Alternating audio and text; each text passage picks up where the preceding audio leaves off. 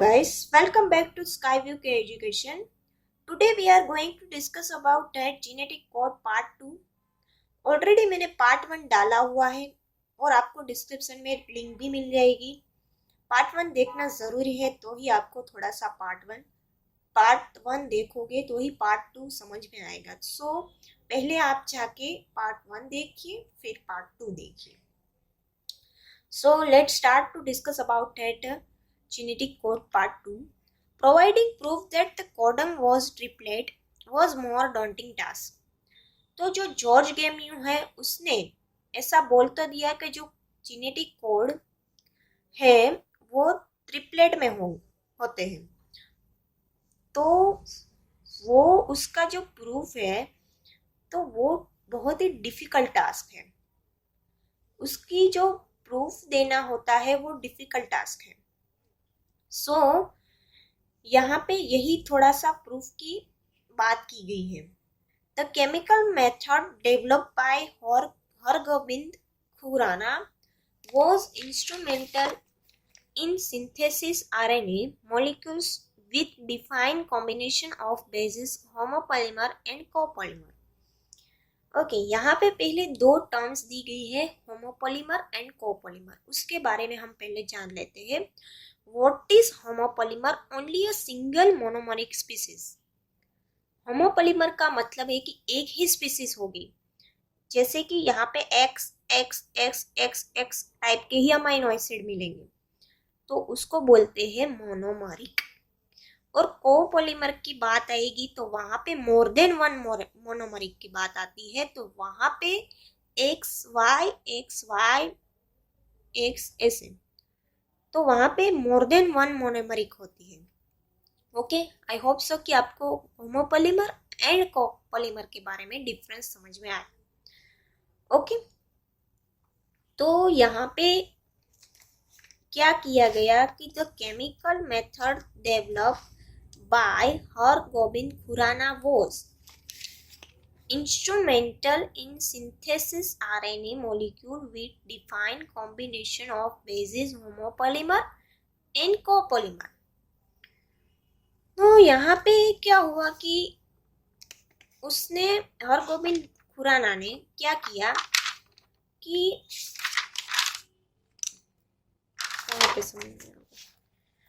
तो उसने क्या किया कि आरएनए जो है उसने खुद सिंथेसाइज किया. ओके, कोई भी आरएनए मॉलिक्यूल है उसने खुद सिंथेसाइज किया और उसने देखा कि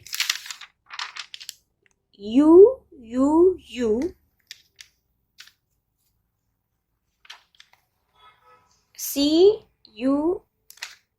CUU. Okay, CUU. तो यहाँ पे UU का मतलब क्या है? Phenyl alanine.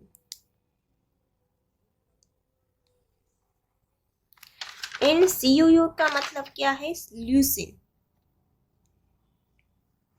तो यहाँ पे उसको फिनाइलेनिन ल्यूसिन ऐसे कोपोलीमर मिले.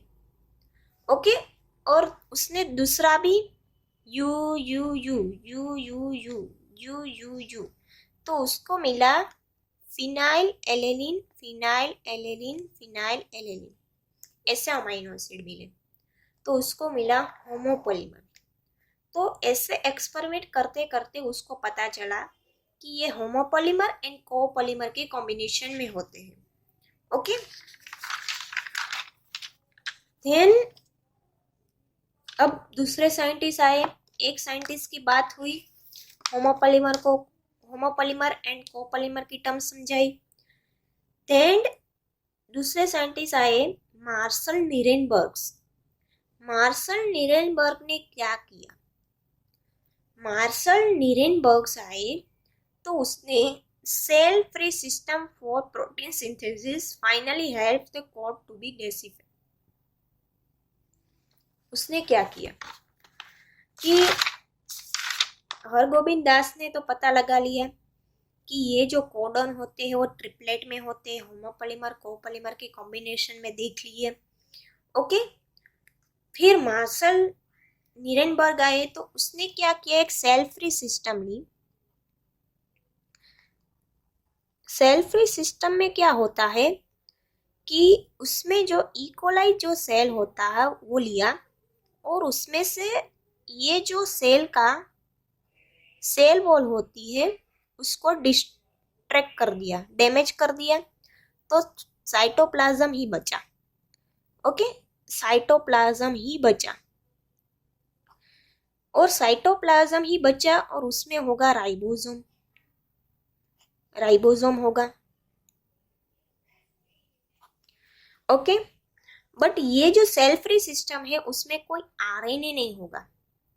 तो उसने क्या किया कि आरएनए एक उठाया बाहर से और उसने एक आरएनए लिया यू और यहाँ पे राइबोसोम तो है ही ऑलरेडी।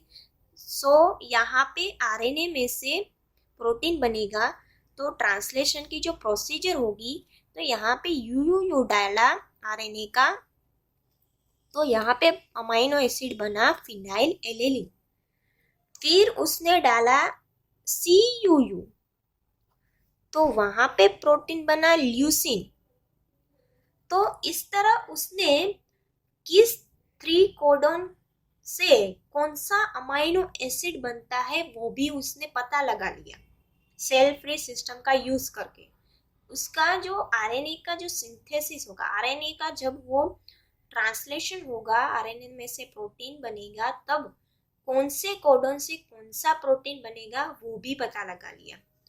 सो यहाँ पे ये बात भी प्रूफ हो गई। ओके, सो यहाँ पे जो मार्शल नीरेनबर्ग्स ने सेल फ्री सिस्टम उठाई फॉर प्रोटीन सिंथेसिस के लिए और finally help the code to be deciphered. Okay, protein synthesis के लिए सेल फ्री सिस्टम लेके उसको कोडॉन कौन सा अमाइनो एसिड बनाता है, ट्रिपलेट कोडॉन, वो भी पता चल गया। Okay, then Severo Ochoa enzyme polynucleotide phosphorylase, ये एक एंजाइम है, उसका नाम है पॉलीन्यूक्लियोटाइड फॉस्फोराइलेज। ओके, उसका ये सीवेरोओचिया एंजाइम इसलिए दिया गया है कि ये साइंटिफिक नेम है। Okay, was also helpful in polymerization RNA with defined sequence in a template independent manner. So RNA को polymerization में ये हेल्प करता है, polynucleotide phosphorylase enzyme. Okay, then यहाँ पे finally checkerboard for genetic code was prepared which is given. फिर ये सारे साइंटिस्ट ने मिलके थोड़ा सा रिसर्च करके फाइनली एक चेकर बोर्ड बनाया और उसने प्रोवाइड किया कि कौन से जेनेटिक कोड से कौन सा अमाइनो एसिड बनेगा। ओके, तो यहाँ पे आप देख सकते हो कि the codon for various amino acid, कौन सा कोडन कौन सा अमाइनो एसिड बनाता है वो यहाँ पे दिया गया है। ओके, तो मैंने यहाँ पे थोड़ा सा आपको ट्रिक भी बतानी है, तो मैंने यहाँ पे आपको ट्रिक भी दी गई है। तो यहाँ पे आप देख सकते हो कि यहाँ पे UCAG, ओके, ये आपको याद रखना है। यहाँ पे आपको ये कॉलम UCAG, ओके, और यहाँ पे ये थर्ड पोजीशन है UCAG। ओके, यहाँ से फर्स्ट पोजीशन में से यू आएगा, देन सेकंड में से आएगा और थर्ड में से आएगा।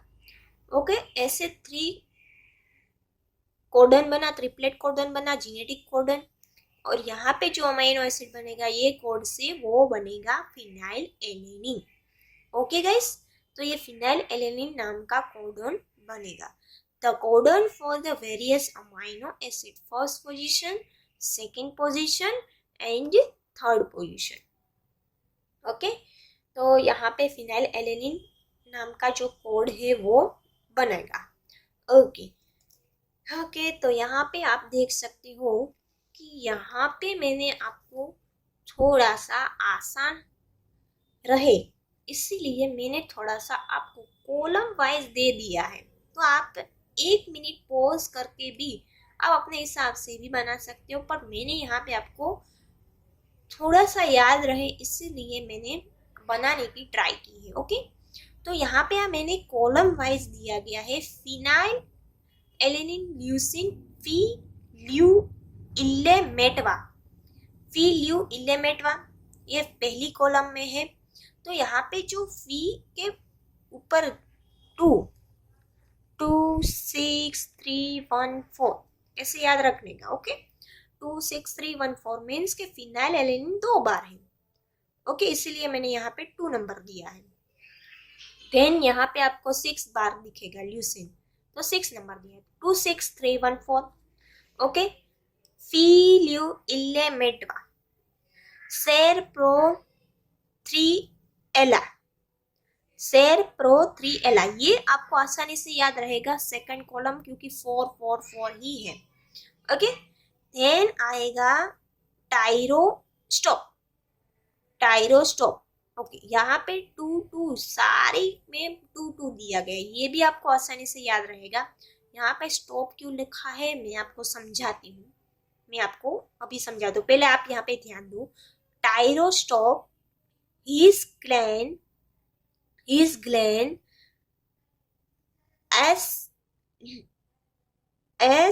like as glue. Okay, his gland as like as glue. Histidine, glutamine, SN का मतलब क्या है? Asparagine, lysine. Okay, LYS lysine. Okay, cysteine है, यहाँ पे लाइसिन है। ASP का मीनिंग हुआ aspartic acid and GLU glutamic acid. Okay, यहाँ पे आपको सारे में सेकंड पोजीशन मिलेगी, 2 2 बार है। देन यहाँ पे सिस्टीन स्टॉप, यहाँ पे कौन सा स्टॉप आया था? टायरोसिन स्टॉप आया था। Then cysteine stop. Okay, then tryptophan, arginine, tryptophan, arginine, serine, arginine, glycine. Trypto argin, serine, arginine, glycine, ये भी आसान है। ट्रिप्टो आर्जिन, TRP का मतलब क्या है? Tryptophan, TRP, tryptophan, आर्जिन, सीरिन, आर्जिन, glycine. और यहाँ पे 2 1 1 4 2 2 4। ओके, यहाँ पे 2 1 1 4 2 2 4। यहाँ पे पहली और चौथी जो कॉलम है यहाँ पे थोड़ा सा डिफिकल्ट रहेगा। 2 6 3 1 4, 2 1 1 4 2 2 4। यहाँ पे तो 4 आएगा, यहाँ पे 2 आएगा सारे में। ओके गाइस, तो आप ऐसे भी याद रख सकते हो। और यहाँ पे मैंने 3 लेटर कोड कौन सा अमाइनो एसिड है, यहाँ पे मैंने फुल नेम दिए गए हैं अमाइनो एसिड के, तो आप एक बार स्टॉप करके भी देख सकते हो video lecture. Okay, phenylalanine, leucine, आइसोल्यूशन, etcetera etcetera. Okay, यहाँ पे मैंने स्टॉप लिखा है टेबल में, एक यहाँ पे आप स्टॉप देखोगे। ओके, यहाँ पे एक और यहाँ पे 2। तो ये जो UAA है, UAG है, UGA है, वो स्टॉप कोडन है। ओके, जब ट्रांसलेशन की प्रोसीजर हो रही होगी, ट्रांसलेशन में RNA में से प्रोटीन बनेगा, अमाइनो एसिड बनेंगे। तो RNA में जहाँ पे UGA, देन UAA और UAG RNA में आएगा, वहाँ पे प्रोसीजर स्टॉप हो जाएगी, रुक जाएगी। इसीलिए इस दिन को बोलते हैं stop codon. Okay, I hope so कि आपको समझ में आया होगा और मैंने थोड़ा सा आसान बनाने की ट्राई की है। अगर आपको अभी भी कोई क्वेरी हो तो प्लीज़ मुझे कमेंट बॉक्स में बताइए, तो मैं आपको फिर से वीडियो लेक्चर प्रोवाइड करूँगी कि आपको कहाँ पे समझ में नहीं आएगा। देखो, आप मुझे बताओगे नहीं तो मुझे नहीं पता चलेगा कि आप कहाँ पे अटक रहे हो। So please tell me. सो आप मुझे कमेंट में बता सकते हो, तो मुझे अंदाज़ा होगा कि आप कहाँ पे प्रॉब्लम आ रही है तो मैं आपका प्रॉब्लम्स का सॉल्यूशन जरूर दूंगी।